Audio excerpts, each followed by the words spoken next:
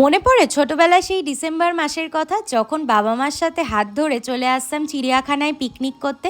বাবা মা তো এখন আর নেই, বরের হাত ধরেই চলে এলাম দিল্লি জুটাকে একটু এক্সপ্লোর করতে। গিয়ে তো প্রচুর সারস দেখলাম, ম্যাকাও দেখলাম।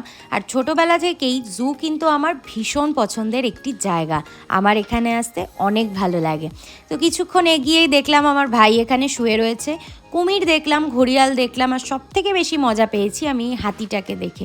এত সুন্দর মনের আনন্দে নাচছে যে বলার বাইরে।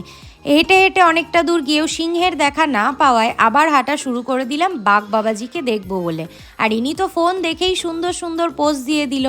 তারপর দেখলাম জ্যাগুয়ার এমু পাখি।